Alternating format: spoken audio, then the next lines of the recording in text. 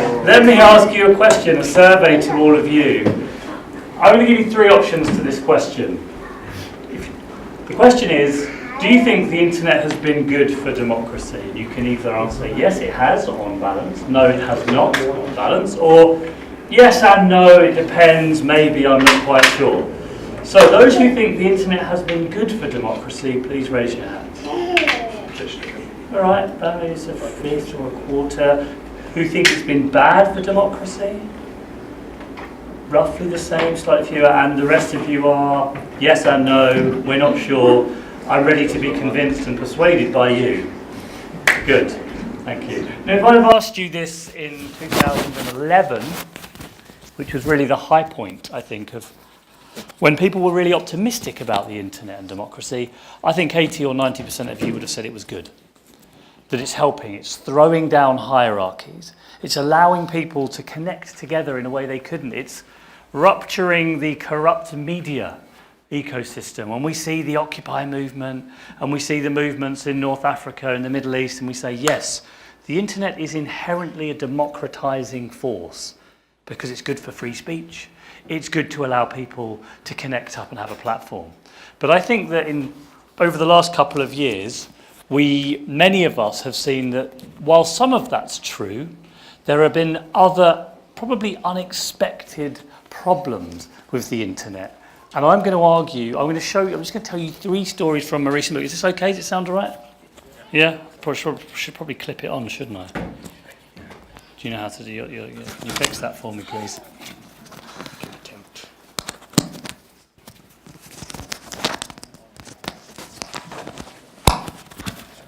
All right, cool. Yeah, feel free to jump in. You had a question straight away off the bat. I've hardly got going yet, mate, but hit me with it. This is going to be a really stupid question. How are we defining democracy? Oh my God, okay, right, here we go. I will answer that once I got my clicker. Where's my clicker, guys? The next slide. Are you going to click for me if I say slide? Okay.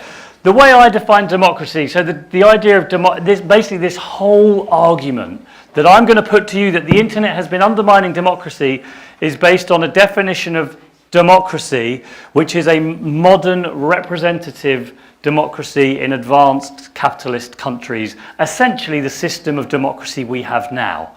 Not any, because obviously democracy can be lots of different things and it has in the past.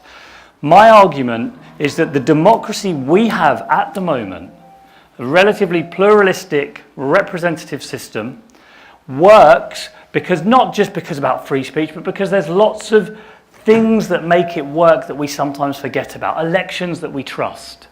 A relatively strong middle class that pays taxes and attends events like this and joins the Parent-Teacher Association and all the rest of it. A relatively strong media, including local media, that can hold local officials to account. I think we have some local officials in the room. Well, we need local media to hold those local officials to account. Citizens who are capable of making autonomous moral choices. These are the things that make democracy actually function. And by internet, I mean how the internet currently functions, how it currently works. Again, there's different ways that the internet could work. We'll get to that in a second. But I think think about it this way.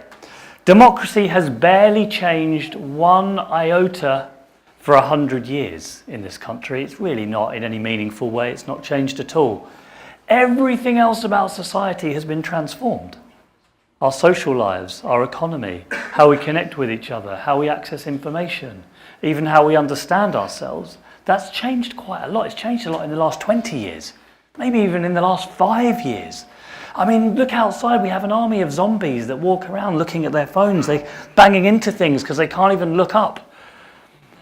Things have changed an awful lot, but democracy has not changed. And we have a sort of incompatibility problem. And I think many of the problems that we see today, whether it's trolling on the internet or Russian interference or Cambridge Analytica, is a function of an incompatibility problem. That's what I'm going to argue. Now, could we have the first slide, please? Yes, Mr. Nix, who looks, do you guys know who this person is? It's become rather infamous of late. This is Alexander Nix. the CEO of Cambridge Analytica. I mean, he also looks like a Bond villain, doesn't he? If he wasn't running a shadowy data analytics firm, he would be a Bond villain. He was educated at Eton as well, so even better. Yeah, exactly. Now I'm going to take you through. I'm going to show you 3 villains of this story. Okay, and this is villain number 1, Alexander Nix. You may have heard roughly the story of Cambridge Analytica in the last few months. Well, I actually presented a BBC series 18 months ago that covered all of this. It was called The Secrets of Silicon Valley. I interviewed Alexander Nix. It was even before The Observer covered it. But did I get any credit? No, I did not. It's all right. I'm fine about that. I'm here now. I'm getting credit from you guys. Thanks. So this is the story as you may have read it. You may have read that Cambridge Analytica, led by Alexander Nix here, had a magical psychological warfare tool that was able somehow, via Facebook and some other online platforms, to somehow convince millions of people who would have voted for Hillary Clinton into voting for Donald Trump in 2016 because they were receiving lots of Facebook adverts. Now, I don't know if any of that strikes you as slightly implausible. Not that it's completely ridiculous, but the scale of the influence that is attributed to this man, I think, is slightly unrealistic. And if I'm honest, I think it's partly because people have found it easier to blame our Bond villain, Mr. Nix, than to look at themselves and wonder why it was that so many people did not like Hillary Clinton or did not vote for Hillary Clinton. Now, I'm going to tell you what they did because I know this in great detail and I've covered it a lot and I've researched it a lot. One of the things that has often been attributed to these is something called psychographics. You might have heard that word. This was their USP. This is what they promised to do, and they tried to do it. Did any of you fill in a Facebook survey maybe 3 or 4 years ago that was about trying to find out your personality type? Did anyone ever do that? You did? Well, I'm sorry, but you are to blame for what's happened. So what Cambridge Analytica did via an intermediary company was to put on Facebook a poll, a survey questionnaire, saying to people, would you like to know what your personality type is? Now, psychologists have worked out that every single person has a personality profile that can be measured across 5 personality domains, and it's called the Ocean score. And Ocean stands for openness, conscientiousness, extroversion, agreeableness, and neuroticism. And everybody's got a score on each of those 5 domains. And you can work out that score by filling in a standardized survey. So think for a second about how open you are and how neurotic you are and how extrovert you are. We could work that out with a survey. What these guys did was run a survey on Facebook asking people, oh, would you like to know what? And because we're such narcissists, no offense, sorry, thousands of us filled in this survey. Just we were interested in what our personalities were. Little did we know that these guys were cross-referencing the results of that survey against what you'd liked on Facebook to work out the correlation. So if you score highly on the openness and low on the neuroticism, we're looking at, well, what did you like on Facebook? And trying to figure out the pattern, the correlation between the two.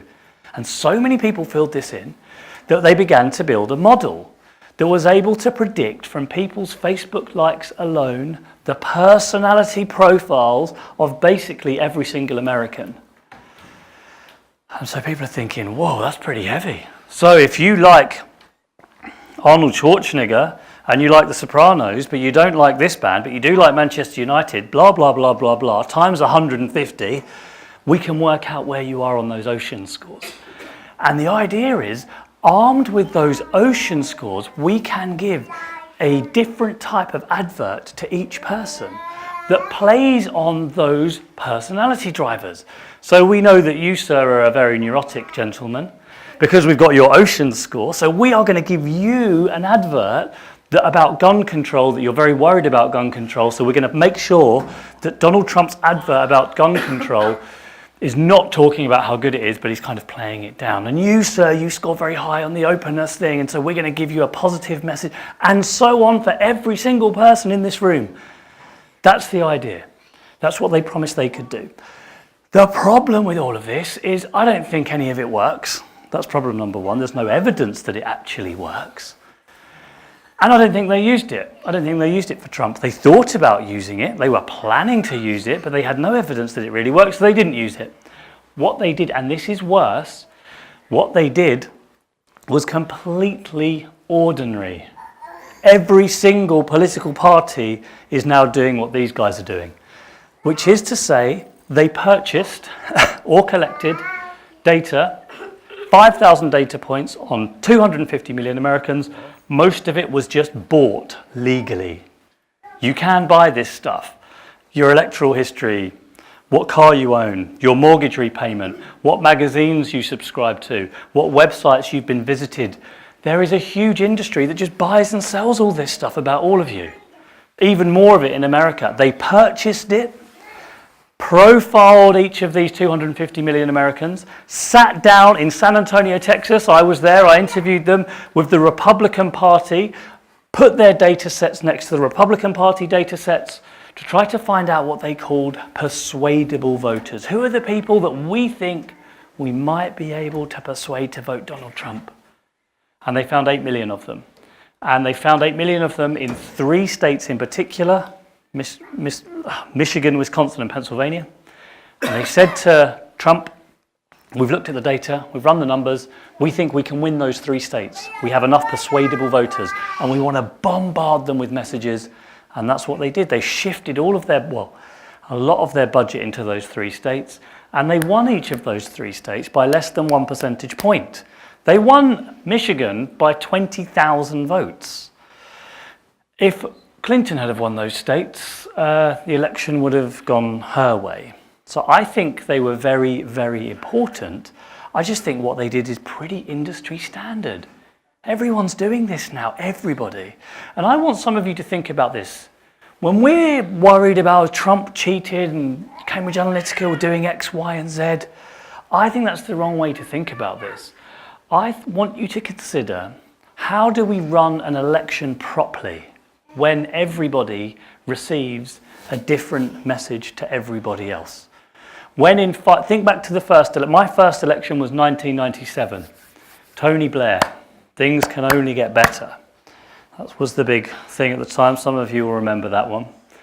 And if anyone had have said to me, in 20 years' time, elections will be run, they'll be won and lost on large data sets collected from social media and web browsing that's then used to profile you, to target you with advertising through a free social media platform called Facebook, I mean, my head would have exploded. This is insane. But this is where we are now. So imagine where we might be in 20 years from now. Because in 10 years, every single person will receive completely different messages from everybody else. That's certain. How does an election change when that happens? How do we hold a politician to account if he's made or she's made 1 million different promises to 1 million different people? How does a regulator make sure that what people are seeing is honest and truthful if it's only that person that sees them? And we've got signs of this already. You know, during the European Union referendum, that the Leave side were putting out adverts saying that the European Union, and I've seen these adverts, the European Union were trying to stop British people from drinking cups of tea. And you wonder why we lost? I mean, I say we, I'm not part of the Remain side. But the point is this is not about one election or another. It's about how elections generally work. And the reason this is important, can I have another click? The reason I think this is important is because we have only just started on the great data collection journey we are on. Yes, we think we might produce a lot of data now as we go around on our phones and our laptops. But in the next few years, the big change in the internet is it no longer is about the devices that you associate it with. It's internet becoming integrated into everything. So people are going to have smart fridges like this, and smart coffee machines, and smart baby monitors, and smart meters, all of which, of course, are collecting information. Now, will a politician, or will a politician not, be interested in what food you're eating and when you're eating it? Of course they will. This will be amazing data for them. I'll tell you what's going to happen. Does anyone have a smart coffee machine or a smart fridge, by the way? Yeah, don't bother with it. And personally, I think it's a terrible idea. The security's really bad. You're going to wake up one morning, go downstairs to get your coffee from your smart coffee machine to find it's been hacked by some Russian who's put some ransomware on it, and you can only unlock it if you pay a Bitcoin to get your coffee in the morning. This is the future, ladies and gentlemen. But of course, what is going to happen is when all this data is being collected for advertising, politicians will then think, oh, we'd rather like to know what time you're eating and when you're eating. Why? Well, because we happen to know that you, sir, eat at 6 p.m. And we know this because we've looked at all of your fridge data. We also know through multiple forms of analysis that you are more angry between 5 and 6 p.m. just before you eat, because we've looked at all your social posts and we've looked at your Fitbit, and we find your heart rate's going up and you're getting angry and frustrated because you're hungry. And we also know that people who are slightly angry are slightly more open to messages from candidates that are tough on law and order.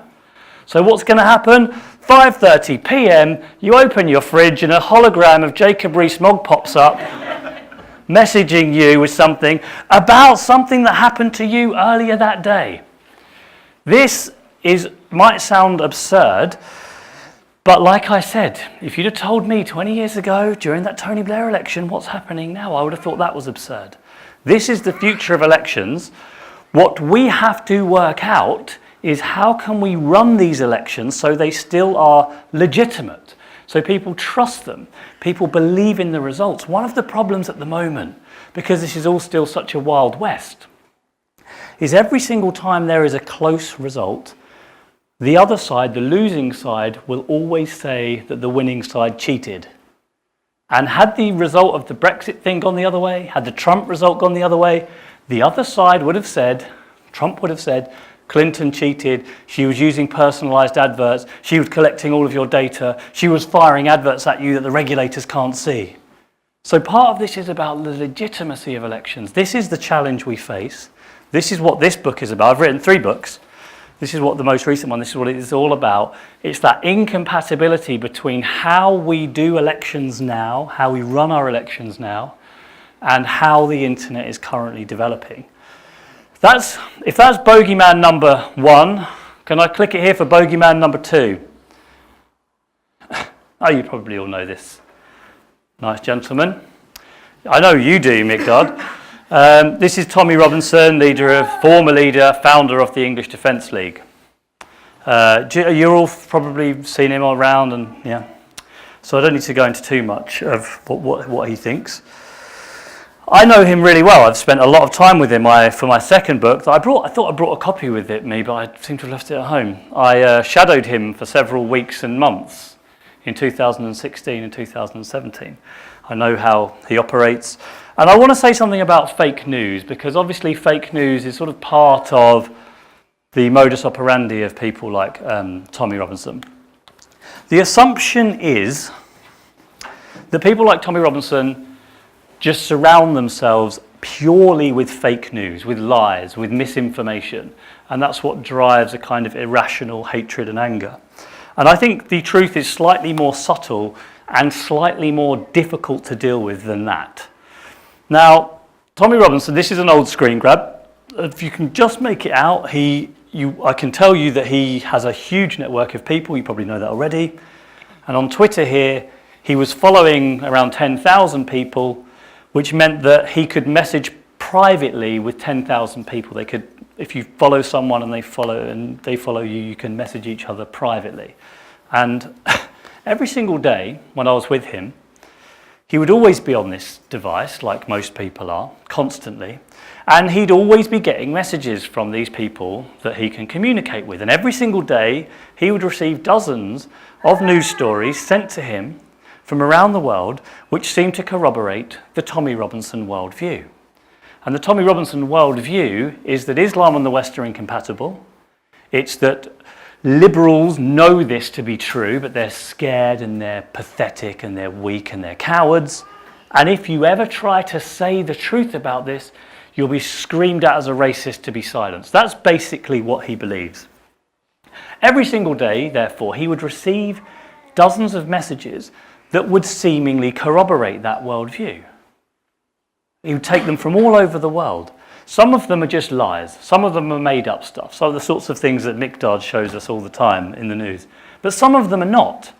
He will sometimes take stories from decent, good outlets, from the BBC, from The Guardian. If there is a story about a local authority that's not been quick enough to investigate grooming gangs, he will share that. If there is a story about some crime that's taken place in Sweden committed by a Syrian refugee, he will share that.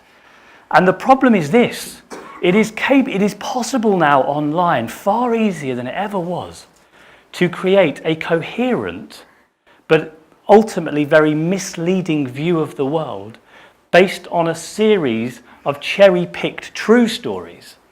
And that is a lot harder to deal with than simply finding fake stories. Because what would happen is when I'd be with Tommy, I would say, do you not think you're being a bit Islamophobic, Tommy? I mean, you're painting everybody with the same brush. You're taking this one example and demonizing a whole group of people. You're being Islamophobic. And he'd always say the same thing. A phobia means an irrational fear. Look at all these stories. Look at this is from the BBC. This one's from The Guardian. Is that irrational? Is that an irrational fear? And then he'd point at me and say, the problem with you, Jamie, is that you're part of that metropolitan liberal elite that's trying to silence us. And I didn't even have a haircut like this when I was with him. And he still thought it. And so I think part of this is a lot harder in a way to deal with than we think. It's very easy to just say, oh, it's fake news, they're just lying. But it's not quite that simple. And it's a lot harder to tackle that way.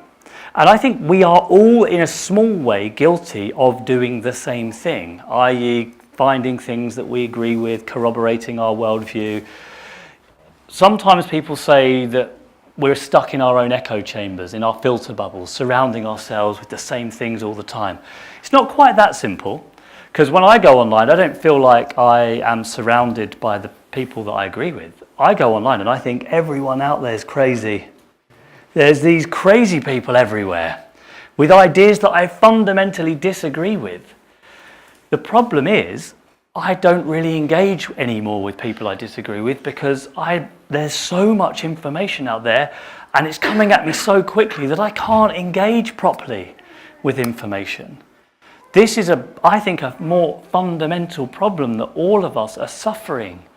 Back in the 90s, the hope, the aspiration was that when we were connected to the internet, when we had access to the world's information, politics would become nicer, it would become kinder, it would become wiser, it would become smoother, because we would be informed. But the truth is, we're not informed, we are utterly overwhelmed. There is the potential to be informed, but we've gone from an age of information scarcity to an age of information abundance. And when you are surrounded by charts and graphs and statistics and counter-statistics and blogs and counter-blogs, it's very hard to engage with that at a rational level. You can only really do that at an emotional level, at that scale, which I think is why politics is becoming more emotional. And the reason is, you can understand this very simply with an obvious statistic. Google and Facebook and Twitter and YouTube are not really technology companies. They are advertising companies. 90% of the revenue for those companies comes from advertising. Every person in advertising, I don't know if anyone in here works in advertising, but you will know that you'll know already that what worked in advertising, emotion. It's all about emotional content. And so these platforms are structured. Machines are doing this to always lift up stuff that's more emotive, more emotional, whether it's really happy or really sad or makes you angry, makes you outraged, you'll be more likely to click on it, which means they're more likely to make money because they make money when you click on things. So they are incentivized to encourage outrage and emotion. And to me, therefore, it's not a surprise that politics is becoming more emotional because the mediums through which we do politics are built around encouraging emotion. That is why this guy's content does so well, but it's also why I believe all of us are becoming, if dare I say it, and without trying to insult anybody, all of us are becoming a bit more like him in our style of politics. Not the specific ideas, but the way in which we engage with information. Now, have any of you, and the second bit of this is, do any of you feel like you're addicted to this thing sometimes? Yeah, because I do. I've sometimes had this feeling where I've felt a vibration in my trousers, like my pocket here, and I thought it was my phone, and then I go to tap it, and there's no phone there. It's just my body is making that feeling because and that's when I knew I had a problem. They're built to be this way for the same reasons I've said. Engagement is what makes money. So they split test, they check every single thing on Facebook has been designed to be as addictive as possible, to keep you on the platform for as long as possible, which is one of the reasons why I think the concentration levels of an entire nation has declined by about 30% in the last 5 years. So we are more prone to being irritable, to being aggressive, to not engaging with ideas we disagree with properly because we can't. I work for Demos, a think tank, in addition to writing these books. I used to read entire government documents, like 100-page long documents, without checking my phone. Now I'm 10 pages in and I'm thinking, I wonder if anyone's tweeted anything about me in the last 5 minutes. And it makes me less capable, I think, of engaging with complicated ideas, which is one of the reasons why politics becomes more and more emotional. So therefore, this is the incompatibility problem. We now do politics through platforms which are structured to play to our irrational, emotional sides, and it's making our politics, which is based on compromise, far more difficult to actually do. Final villain. Could I have another click? Well, this isn't the villain. This is meant to be somebody in a self-driving lorry. I realise it looks like somebody who's just driving a car looking at their phone, which is what a lot of people do, but that's not what it is. This is a self-driving truck. Now, when I was in Silicon Valley last, I did 150 kilometers on a self-driving truck, a truck that was driving itself because it had been trained to do that. And this is part of the great artificial intelligence revolution. It's another area that I look at very closely. Now, when I was there, I would always say to the people that were building this technology, this is really exciting. This truck, you're building a self-driving truck, it's amazing. And it actually works surprisingly well. It's a bit scary, but it works surprisingly well. But I would say, you've created some really good jobs. You've created jobs in design and robotics and engineering and artificial intelligence. But when you disrupt this industry, so we're not going to need truck drivers anymore, what are the 3 million American men who work in the trucking industry going to do? What jobs will be available for them? Because in the US, trucking is one of the best paid jobs for men who left school without going to college. And in some states, it's the top type of employment. 3 million people, 3 million mainly men work in this. So I'd say, what are they going to do? What jobs are they going to do? And these Silicon Valley geniuses would always say the same thing, which is, they should retrain as a robotics specialist or a machine learning engineer. And I'd say, yeah, that's great, and maybe some of them will, but realistically, is that actually going to happen now? I don't think we are heading to a jobs apocalypse. People have been saying that machines are going to do everything, humans won't be needed anymore. I think that's ridiculous. I think we are very good at knowing what jobs we will not need in the future because we can imagine what they are. We're very bad at trying to imagine what jobs we don't yet have because we don't know what they are yet. But there is a different danger, which is that inequality starts to grow. The people that can take advantage of this wonderful technology and increase their productivity and own the software, build the software, will become even better off than ever. And then there'll be a load of jobs that we do in the service sector, like cycling around delivering pizzas to these people, which you also can't automate, but which are very badly paid because there's so much downward pressure on those jobs. And the risk to me is not joblessness, it's growing inequality.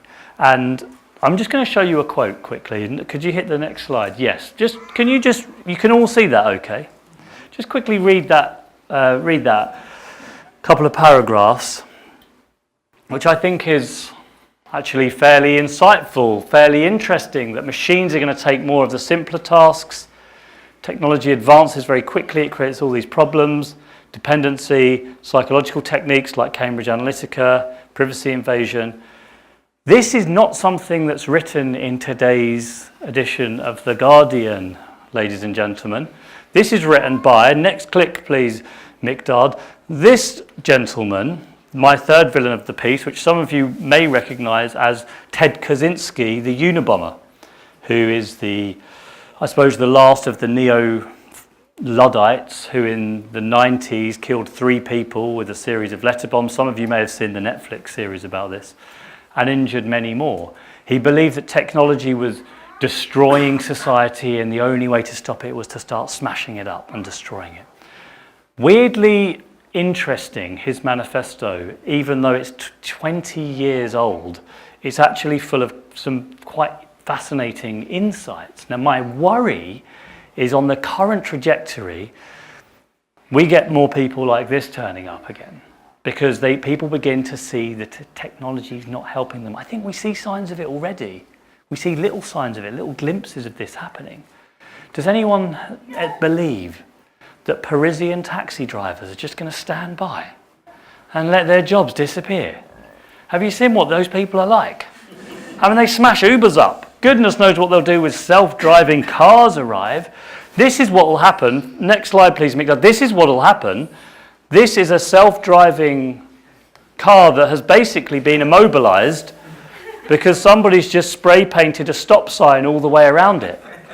So it can't go backwards or forwards. And what will actually happen is not this wonderful self-driving paradise. It will be people out on the streets with spray cans trying to mess up the road signals to confuse the machines that are working these. Because if people think their livelihoods are at risk, that's what will happen. If they think there's no other ladders for them to climb, if the existing ones are destroyed, this is what they will do. And I don't want that to happen.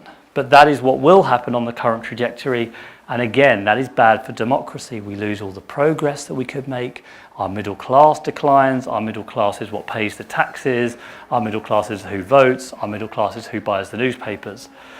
So these are my slightly depressing thoughts about where we're going. Not tomorrow, not next week or next year. This is a 20, 30-year problem. Now, my editor said to me, when I wrote this, you can't just, that was also, he said, you can't just put all the bad news out there because no one's going to buy your book. It's too depressing.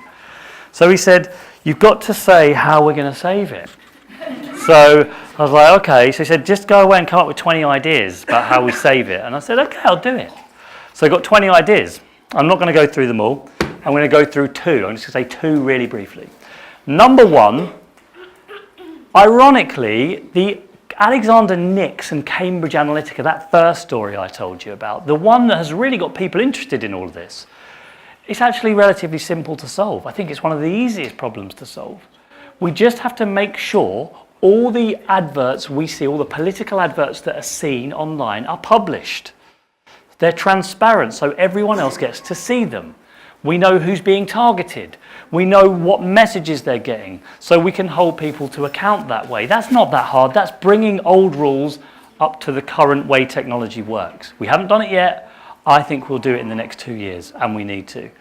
The second one is everybody in this room, including myself, is at least partly culpable for this state of affairs.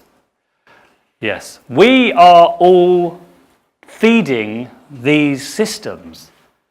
Now, has anybody here ever tried to give up Google? Because I've tried to give up Google. Because every now and again I say to myself, oh, Google's too big. It's an enormous mega monopoly. It's crossing multiple industries. I'm really worried. It's become the single largest lobbyist in Washington, D.C. and in Brussels. I'm really worried about the size of this company. I'm not going to use it anymore because I'm giving it the data that makes it so good. So I sit down on my computer, open another browser like DuckDuckGo. I'm like, yeah, this one defends your privacy. I'm going to use that. And then after about 3 minutes, I'm like, oh my God, this is so bad. I've got to go back to Google because it's so much better and it's so much more convenient. And it's the same in all of these things. The reason this is happening is because these platforms that we rely on are so good. They're brilliant. They help my life. I would still be walking up and down Harrow High Street now if it wasn't for Google Maps trying to find this place. So they are incredible. But the problem is that we have therefore traded some of these bigger, deeper, wider aspects of democracy that make it work. We've traded those against personal convenience repeatedly, millions of times all over the world without realizing what we've given away in exchange. And until all of us start to realize that the choices we make online actually matter, nothing's going to change. And I'll give you the one final example. Do you remember when suddenly people started talking about fair trade coffee and free range eggs? And we're like, oh my God, you can't buy battery hen eggs. You have to buy, and I know they're more expensive, but you have to buy fair trade egg or free range eggs. And you realize it was actually quite important that you did. And I think it's exactly the same with online behavior. You can find the things that you actually are more in line with your values, the products that actually defend your privacy. And it's not going to be easy because it's not going to be as good. But if you don't start using them, they won't get any better. And so I always go around and finish by a kind of call out to people, go and explore some of the alternatives, think about it because those things matter. And with that, hopefully slightly more optimistic finishing point, I'll end and thank you all very much for listening.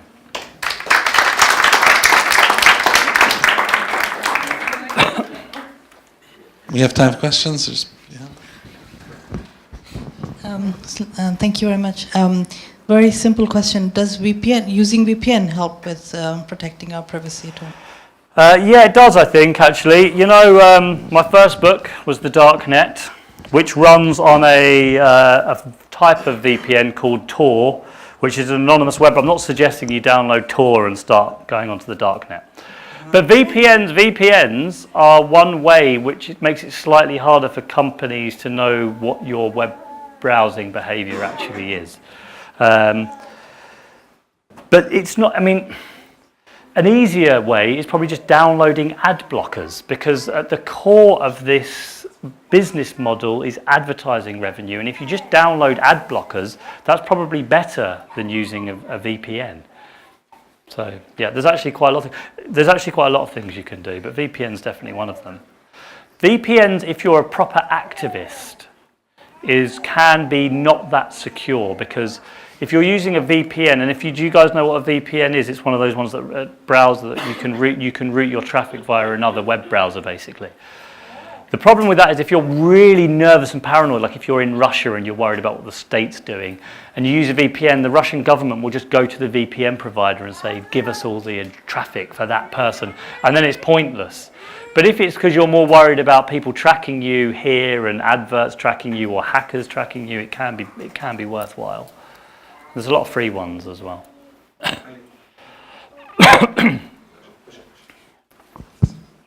Do you think GDPR will have an effect on reining in any of the companies? So GDPR, do people know about GDPR? Amazingly, a European Union regulation that everyone's heard of, that came in and I think most of you probably heard about it because you got those emails. Would you like to stay subscribed to our thing? And you could just be like, I'm just going to ignore these emails and enjoy it. Yeah, I actually think that GDPR will help. I think it will, but I think it's going to take quite a long time. I've done a fair amount of work with the Information Commissioner's Office, which is the body that's responsible for enforcing GDPR in this country. GDPR gives you lots of different data rights, basically. There's multiple, it's not just one. One is opting out of email, so you have to give explicit consent for companies who hold your information to pass it on to third parties, for example. But another one that the GDPR has is called data portability. And you now have the right under law to go to any of these big companies or small companies and say, give me back all the data you have about me and delete it from your own servers. And they have to do it. And I think that's amazing. That's really quite exciting. The problem is, what are you going to do with all this data? There are companies that are currently being created that are going to try and help you do that. So have you ever had a flight that's been delayed or late, and you can go to a company, or it's like PPI claims, that can do all that annoying stuff for you and figure it out and sort out whether you're owed money or not. And you just ask them to do it. Companies are turning up that are going to do this for you on data portability. So you go to a company and say, get all the data that's out there on me right now from everywhere. Do it with an automated email, in fact. I give you my permission, and then try and go and sell it to me and make some money for it, and we'll split it 50-50. And these companies exist, and I think we can start seeing in the next 2 to 3 years that happening. The problem is, the body that is responsible for this is very small. The Information Commissioner's Office, it's tiny. We've had GDPR now for 9 months, and they haven't issued a single fine under GDPR yet, because I think they're trying to figure it out. So it's going to help, but it's going to take a bit longer than we might have expected it to.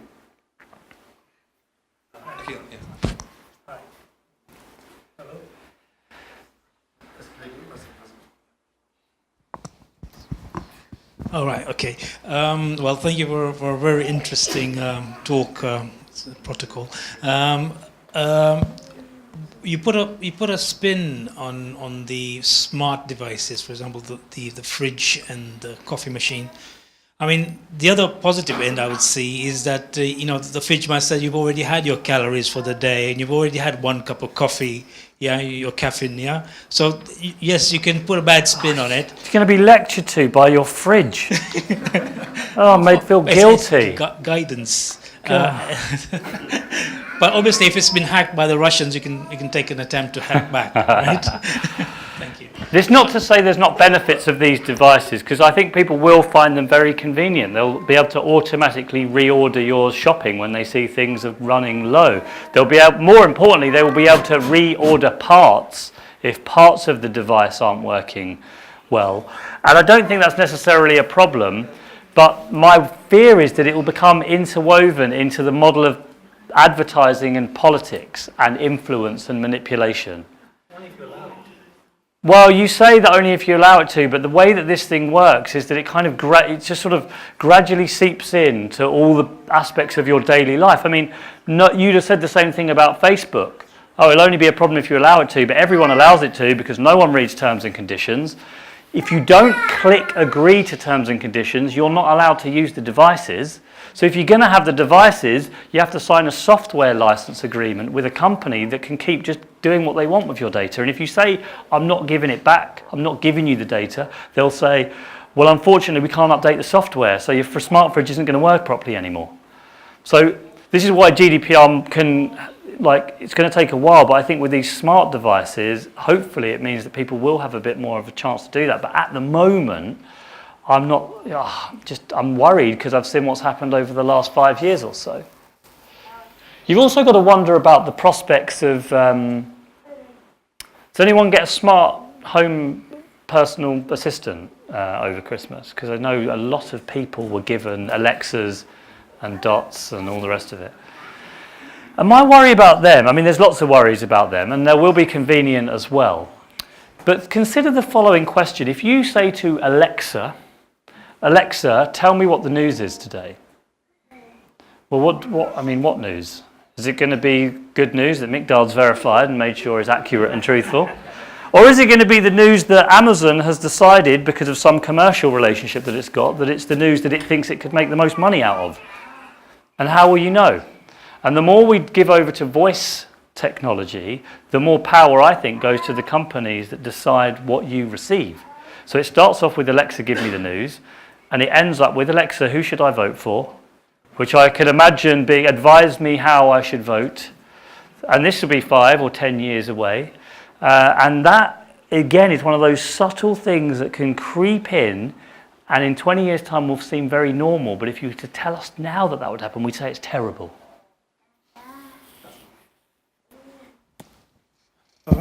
Yeah, I mean, just talking about democracy.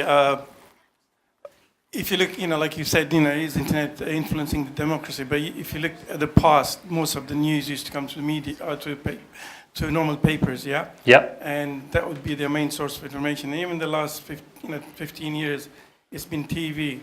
And as the last few years, you've seen a lot of the media is being controlled by really rich people. So it's quite a few individuals. So they've influenced what we get anyway, and also because they're so powerful with their money, they've been obviously influencing politicians. So I actually think that democracy hasn't been working that well before anyway. With the internet, yes, I mean, I know there's big companies controlling it, but I think we've had a little bit more control with what who we connect with.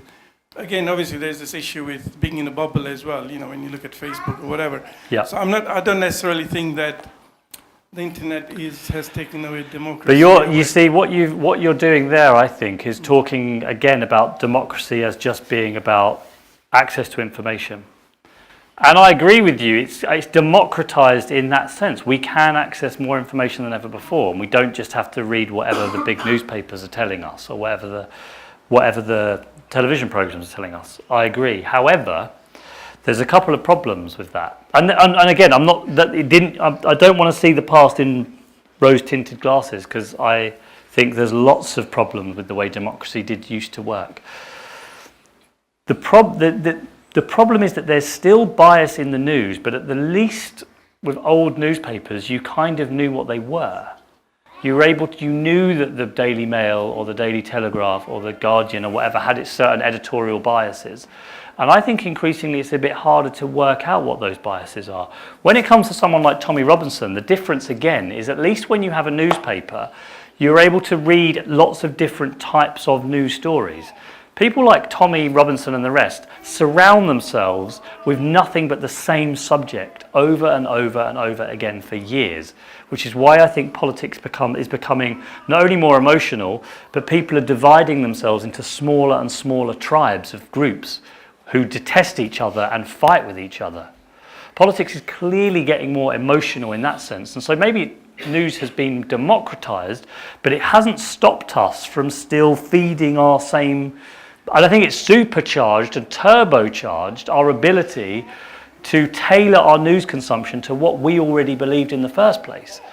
Then it gets worse because that revenue model essentially destroys local media. Local media has been decimated. Half of all constituencies in the UK now do not have a local newspaper because the ad-driven revenue model of online media is not sustainable for local press. They don't get enough traffic. So professional journalists who have at least some kind of commitment to trying to get the best available version of the truth can't be paid anymore.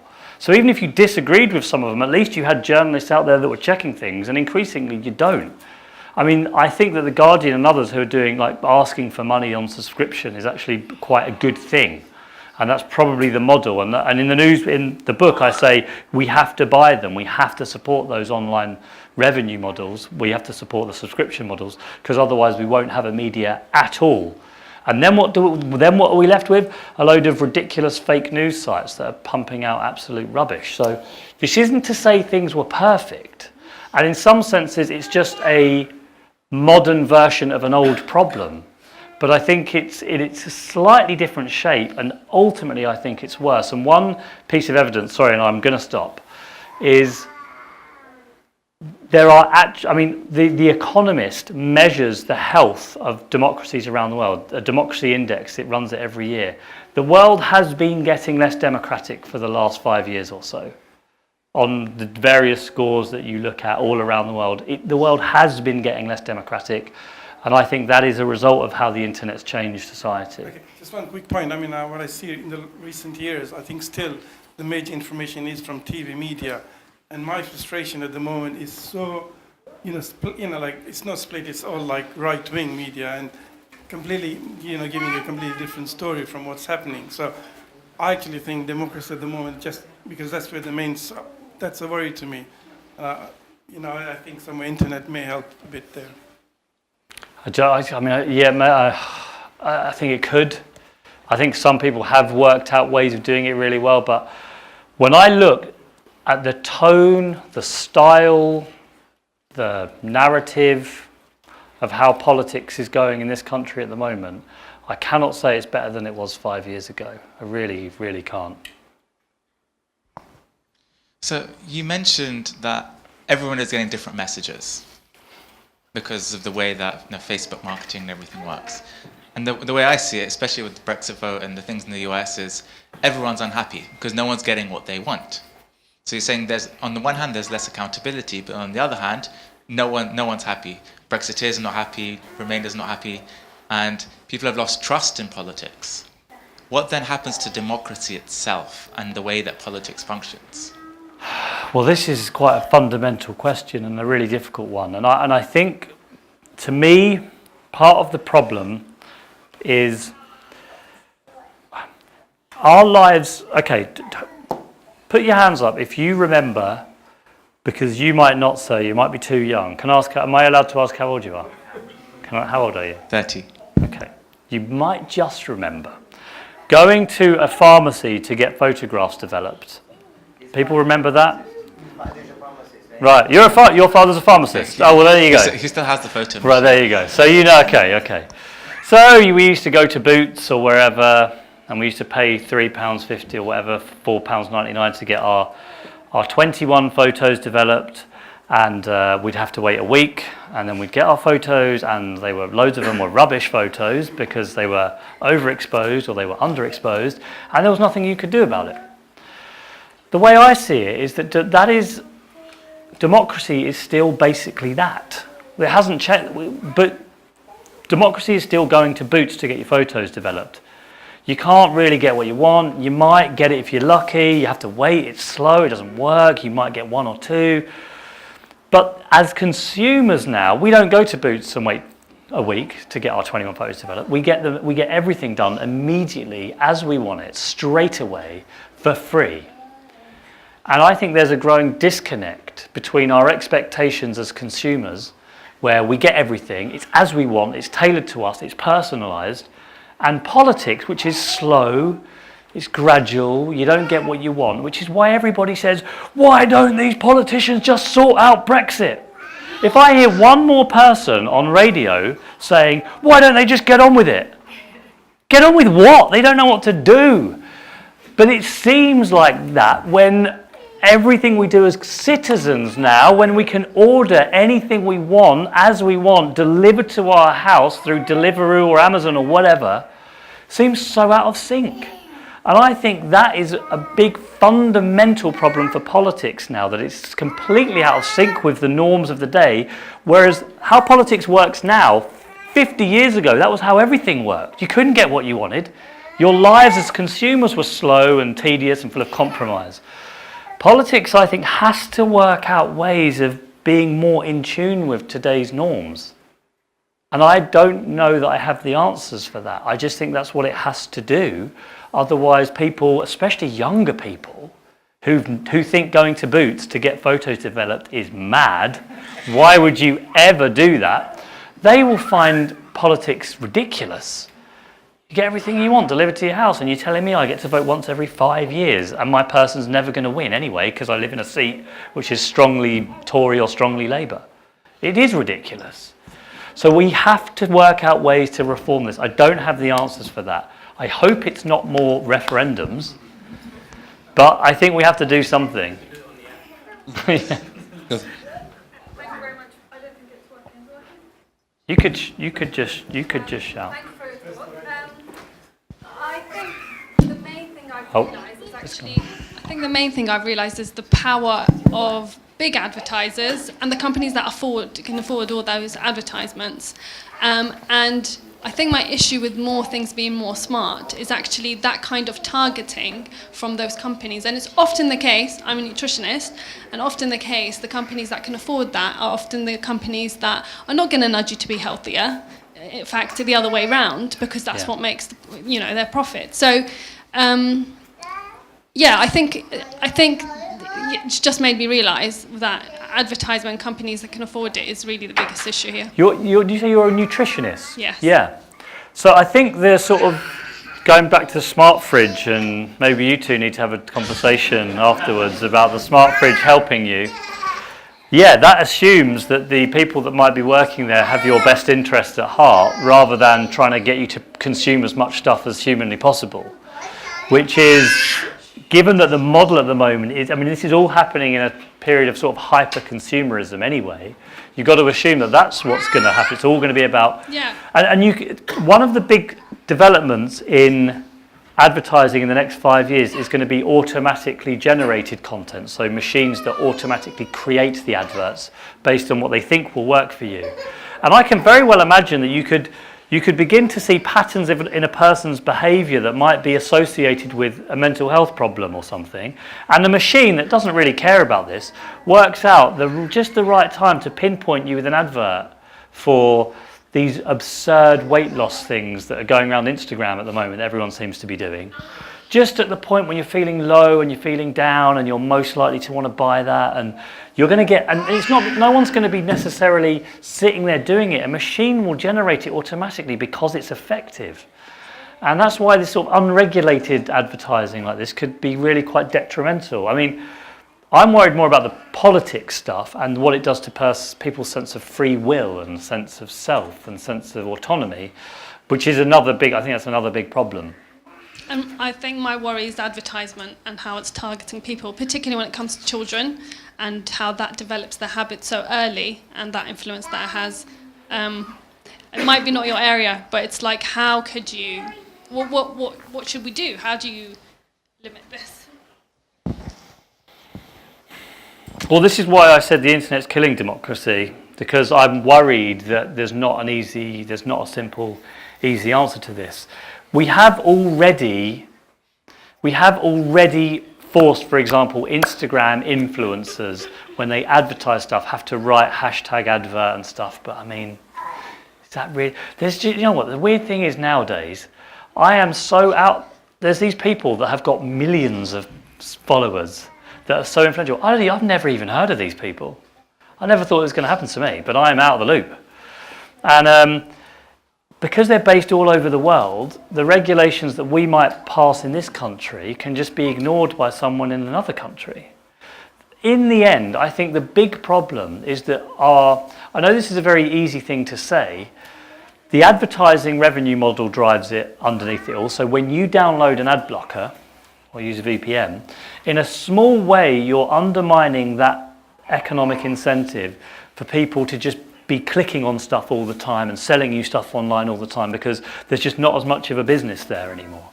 So I think all of us doing that would actually help. It might cause a few problems for the advertising industry like in the next year or so, but we'll figure out other things to do. So it doesn't feel like it's a very direct response, but I think in the end it actually is, because it changes the incentives of how these platforms all work. And then obviously, I know it's a trite thing about education, but we still don't teach media literacy properly in schools. We don't, not anywhere near considering how important it is. We still get a couple of hours a week in citizenship classes. You learn media literacy, and it's really not very good, if even that. And then kids spend 6 hours a day on average on social media, and they might get 1 hour a week learning about their responsibilities and the risks from someone that probably doesn't ever go online anyway because they're too old, they're not interested. It's ridiculous. Has there ever been a time when young people have known so much more about the mediums of communication than the people that are supposed to be teaching them? This is weird with the situation we're living in now. And one of the reasons I wrote both of these books, especially The Darknet, it was a way to get parents. I can't stand it when parents say, oh, I don't know about anything about the internet. The kids are really good at it though. I'm like, you can't do that. You have to know about this. You have to know what platforms your kids are using. You have to you have to create pseudonyms and join these platforms and understand them. You can't just say, when I was young and I got in trouble, my mum would say, you're grounded, you're not leaving the bedroom. You can't do that anymore. You got to be like, you're in trouble, go outside and play. You're not allowed on the iPhone. So parents cannot leave this to the kids and think they know what they're doing, because they might be very good at like figuring out the weakness in your network, but they don't actually they're not developed in terms of risk taking or anything like that. So parents, you have to take responsibility and get onto these places and teach your kids about it. Your arm just shot up in the air. I'm just a little bit worried that we're raising the next generation of sheep. They all watch the same thing. I mean, you ask Alexa to play your child's music, they'll play Baby Shark. Like, what is that even? Yeah. Where did that come from? Why is everybody listening to the same thing?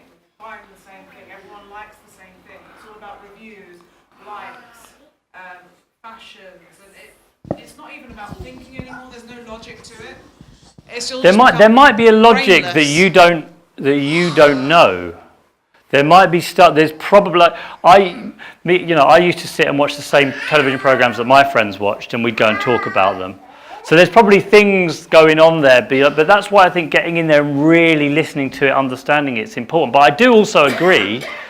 Like, my worry sometimes is that young people today don't know anything different either, so it's quite hard for them to. It's not like there's a choice anymore. It's just that's what there is. That's the irony, though. There's more choice than ever. There's never been more choice. The problem is when you've got loads of choice, all you can really do is watch things other people are watching, because the ranking system works. Like, I will only watch the 3 YouTube videos with the most views because I want to know what other things other people are watching, and because YouTube will show it to me as a recommended video because that's what other people are watching. So it encourages the same stuff to be viewed, which is why, again, ad blocking software puts a bit of a dampener on that. And I've been saying one of the recommendations in this book is, I know it's only little things that you can do, but start liking things on Facebook that you don't actually like, just to confuse the model. I mean, maybe warn people in advance what you're doing so they don't think you've gone mad. But these are the sorts of things. And even just doing that and talking to your kids about it and why I'm doing it, and this is I think is part of educating them as well, and educating ourselves. Yeah, I mean, you got to be a bit careful with that. But I mean, to be honest with you, I mean, if some of the people in this room started liking Tommy Robinson's Facebook stuff, that really would confuse the system. So.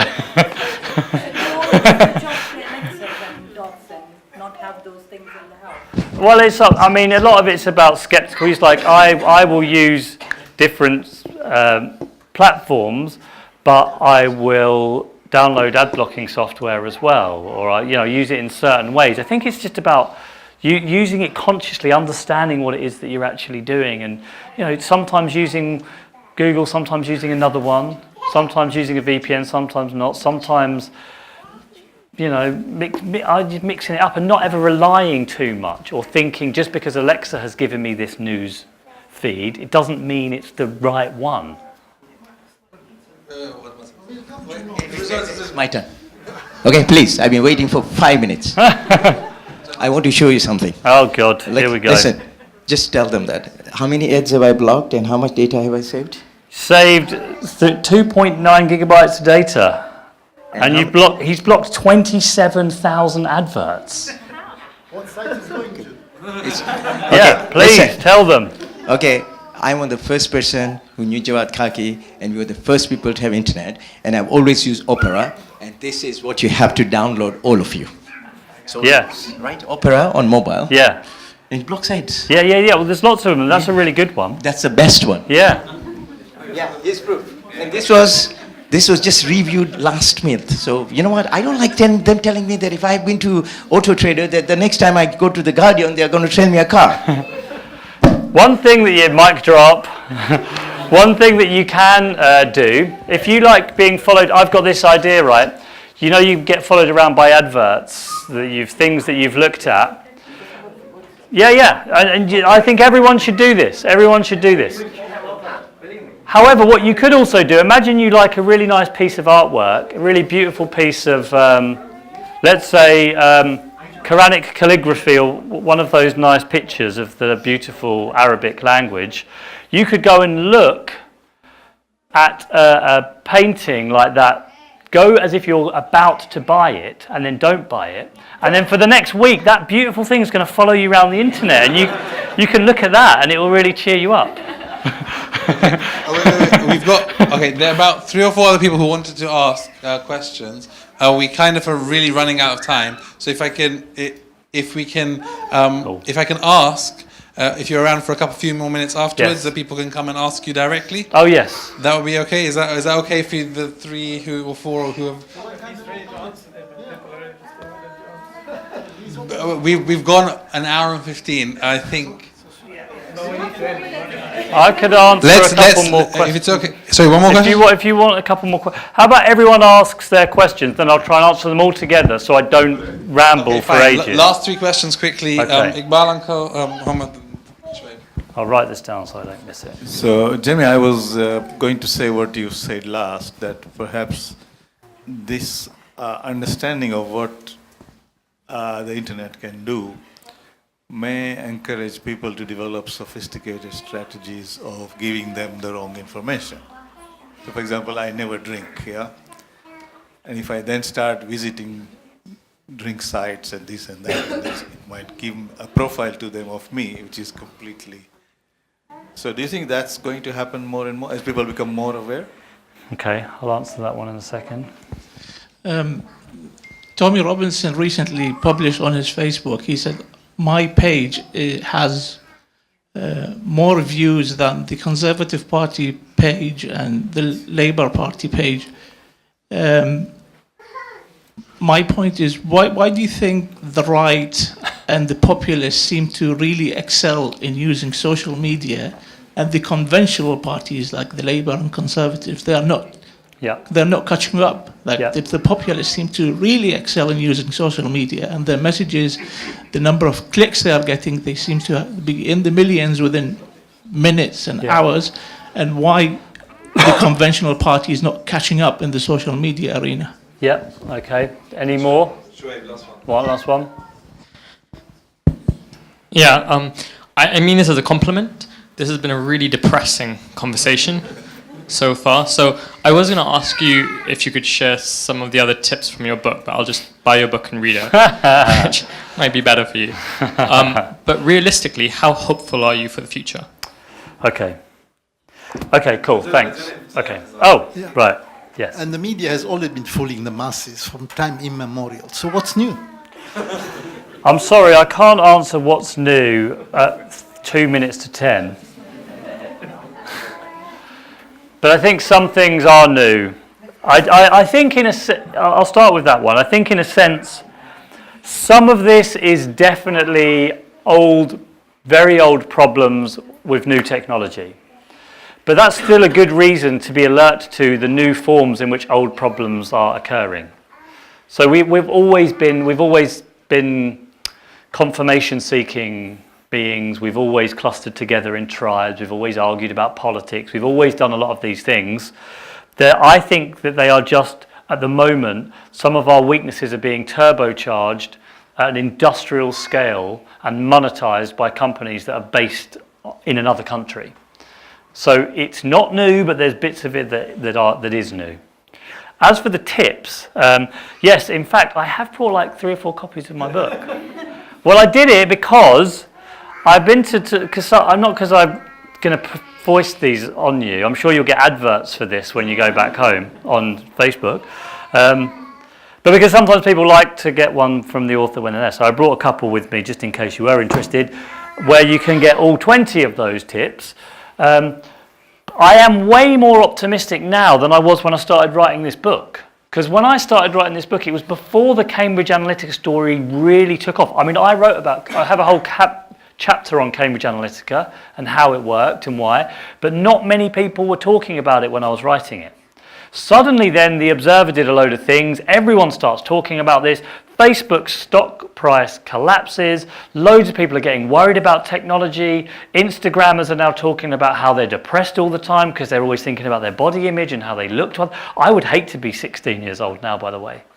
I remember how hard it was to be at school when I was at school, and the idea that you'd have to contend with this as well. I mean, so I'm way more optimistic. And I am more optimistic that young people, yes, there's some problems, as we've heard, but they're also cognizant of this, and they're worried too, and they're thinking about it, and older people are thinking about it, and they're talking to their kids. So I am more optimistic than I was 6 months ago, based on what has happened. And the sophisticated part of it, the sophisticated strategies, yes, 100%. I think there's going to be all sorts of clever things. I think people are going to start building mini Faraday cages around themselves where you can't be monitored or connected, and once facial recognition technology comes in, people are going to wear weird masks that just jam the signals.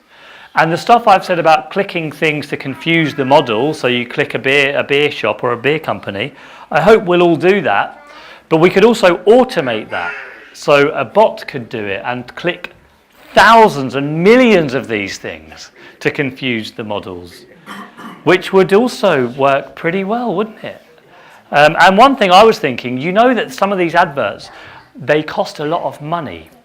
You know the ambulance chasing companies that try and, if you've had an injury, and some of those, if you click on it, they have to pay a lot of money. So I think you just can keep clicking them, and they're never using the service, and after a while they're going to think, we're paying loads of money, and it's point. We're not getting any product. We're not selling any products, and that will undermine the system as well. So I'm excited about the interesting ways we could undermine it. And as for Tommy Robinson, well, partly I think I've explained that the content that these guys put out is just more in tune with how social media platforms work. Their stuff is video. It's emotive, it gets you angry, which means people click, which means it goes viral, which means more people see it. And even if you're outraged and annoyed, you still want to click it to see what all the fuss is about.